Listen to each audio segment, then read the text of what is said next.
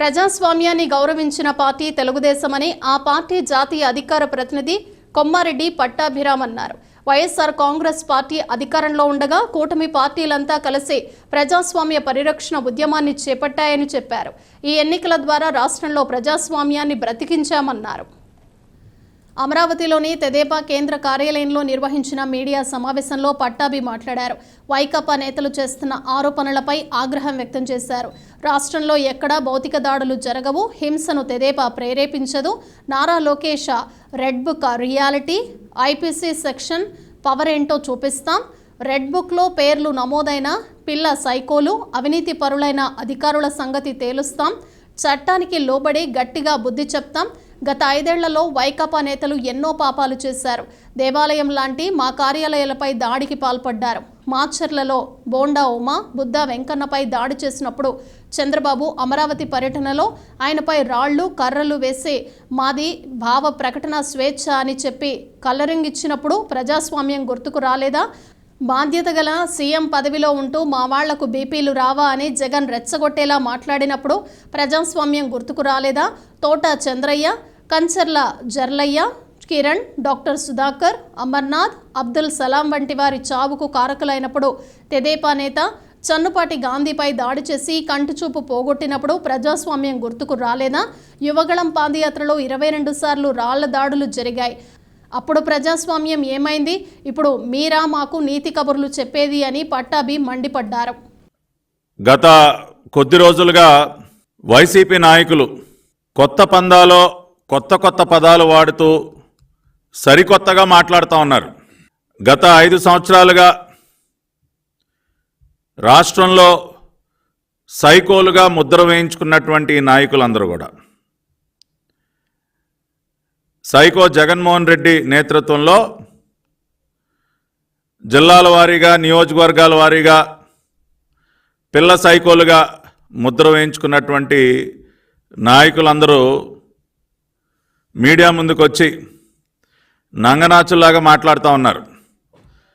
అసలు ఏ పాపం ఎరగనటువంటి వ్యక్తులుగా అత్యంత బుద్ధిమంతుల్లాగా మాట్లాడుతూ ఉంటే రాష్ట్ర ప్రజలందరూ కూడా ముక్కును ఏలేసుకుంటూ ఉన్నారు. ఓరు మీ దుంపదగా ఏం మాట్లాడుతూ ఉన్నారా, మీరు చేసినటువంటి పిచ్చి చేష్టలు ఏంటి, మీరు మాట్లాడుతున్నటువంటి మాటలు ఏంటని చెప్పి. జూన్ 4వ తేదీన మీ అందరికీ తెలుసు, రాష్ట్రంలో ప్రతి ఊర్లో కూడా ఒక దీపావళి పండుగ జరుపుకున్నారు.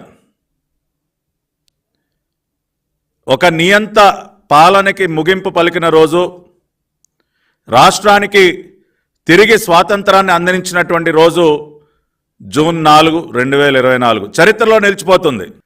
నారా చంద్రబాబు నాయుడు అనే నేను అన్న వాక్యాన్ని వినడం కోసం ఎన్నో రోజులుగా తపిస్తున్నటువంటి రాష్ట్ర ప్రజలు జూన్ 12 ఉదయం 11:27 నారా చంద్రబాబు నాయుడు అనే నేను అన్న వాక్యాన్ని వినబోతున్నారు.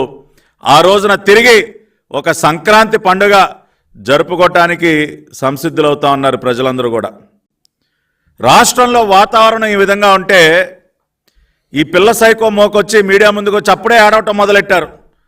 అయ్యో అమ్మో మా పైన దాడులు చేస్తూ ఉన్నారు, మమ్మల్ని చితగొడతా ఉన్నారు అని రకరకాల డ్రామాలు.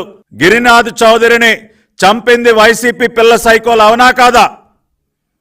ఇవాళ నంగనాచుల్లాగా మీడియా ముందుకు వచ్చి మాట్లాడుతున్నటువంటి ఆ గుడివాడ గుట్కాగాడిని అడుగుతా ఉన్నా, ఎరా కొడాలి నాని, ఎవర్రా చంపింది? గిరినాథ్ చౌదరి అనే తెలుగుదేశం పార్టీ నాయకుడిని ఎవరు చంపింది? ఏమయ్యా పేరుని నాని, ఏంటయా మాట్లాడుతూ ఉన్నా మీడియా ముందుకు వచ్చి? దాని యొక్క పర్యవసానమే మీరు చూశారు. జూన్ 4వ తేదీన 151 నుంచి 11 స్థానాలకి పడిపోయారు మీరు. కనీసం ప్రతిపక్ష హోదా కూడా దక్కలేదు. సిగ్గుపడకుండా ఇంకేం మొక్కలు పెట్టుకుని వస్తూ ఉన్నారా మీడియా ముందుకు? మీరు ఏ మొక్కం పెట్టుకుని వస్తూ ఉన్నారు? నిజమైనటువంటి దేవుడి స్క్రిప్ట్ ఏంటో జూన్ 4వ తేదీన చూపించాడు ఆ భగవంతుడు. 151లో మధ్యలో ఉన్నటువంటి 5ని చెరిపేశాడు ఆ భగవంతుడు. దేనికో తెలుసా? ఆ 5 సంవత్సరాల మీ 5 సంవత్సరాల పరిపాలన ఒక కళంకం ఈ రాష్ట్రానికి.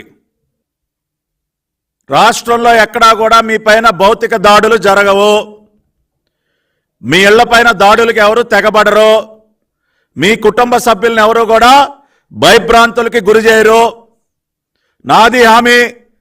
చంద్రబాబు నాయుడు గారి పక్షాన, లోకేష్ గారి పక్షాన, తెలుగుదేశం పార్టీ పక్షాన, కూటమి పక్షాన నేను హామీ ఇస్తున్నా.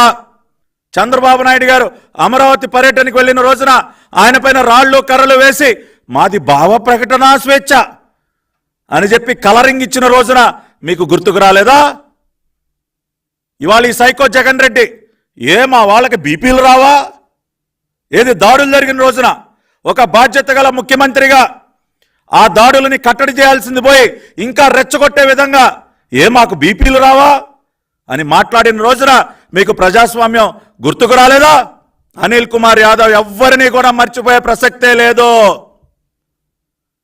మీ అందరికీ నేను ఒకటి చెప్తా ఉన్నాను, అరే మీరు అంత భయపడబాకండి. ఇందాక చెప్పినట్టు అవినాష్, అరే నాని మీ ఇళ్ల మీదకి రాము, మీ కుటుంబ సభ్యులకి జోలికి రాము, కానీ మీరు వాటి నుంచి ఒకటైతే అలవాటు చేసుకోవాలి.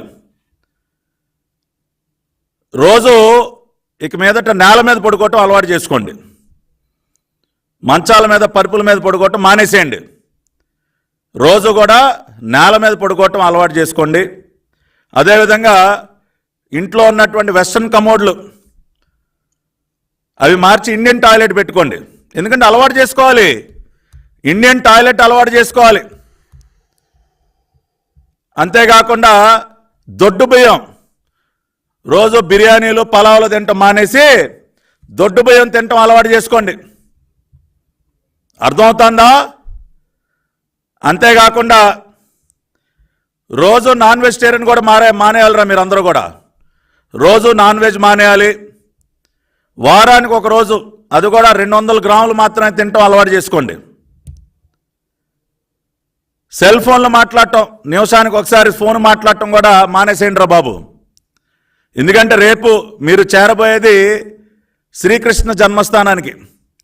అక్కడ వారానికి 2 సార్లే ఫోన్ టోకెన్లు ఇస్తారు. కాబట్టి ఈ చేతిలో ఫోను, ఈ చేతిలో ఫోన్ పెట్టుకుని ఈ చెవిలో ఒక ఫోను, ఇవన్నీ మానేయండి రా బాబు. కుదరదు ఇవన్నీ. వారానికి 2 ఫోన్ టోకెన్లే మీకు ఇచ్చేది.